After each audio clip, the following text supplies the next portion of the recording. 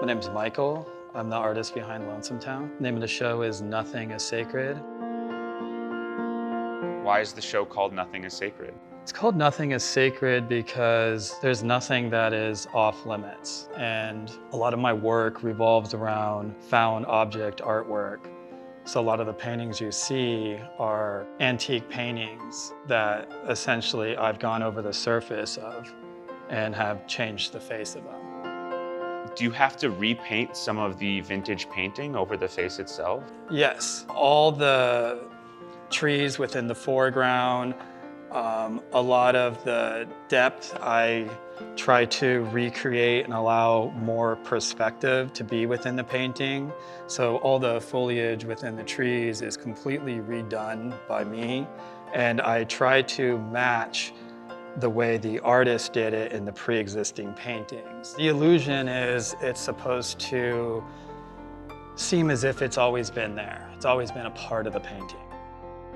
Can you tell us about the origin of the face? It ultimately comes from this sad hobo bunny I used to draw a long time ago. And over time, it evolved into a negative space face, essentially starting with chairs, couches, and TVs. I was riding my bike around town, and one day I just saw this black refrigerator on the side of the road, and it appeared so sad to me. And I happened to have markers on me, so I went over and I drew a face on it. And the next day it was still there. So then I began to add to it, and I drew a clown outfit. The following day it was still there, so I took a piece of cardboard and I ripped it into a triangle and made a little paper hat. And ultimately that's how it all started, just from that one refrigerator.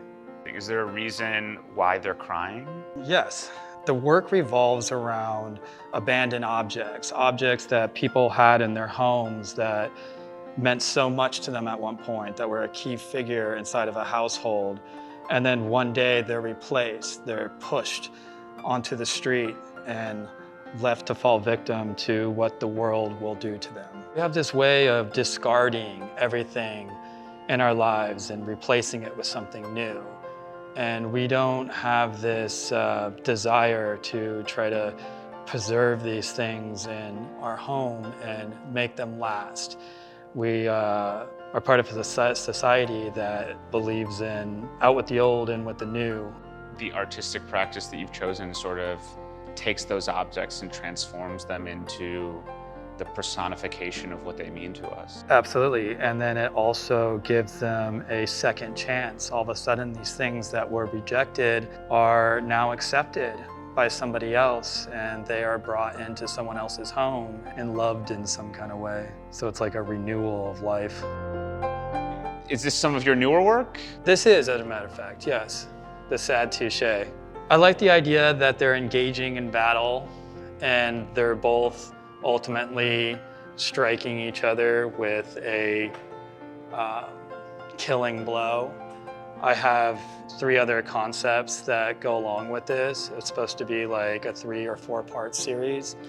I wanted to do a boxing one as well, and then a shootout in like an old corral. Is any part of this a found object? Yes, as a matter of fact, this particle board is a found object. So it still is like tied in with the general theme. This was sort of the cover shot for the show. It was. In the art world or in any creative capacity, there is a constant struggle. There is always a fight. We always have to put forward a tremendous effort in order to prove ourselves in some capacity.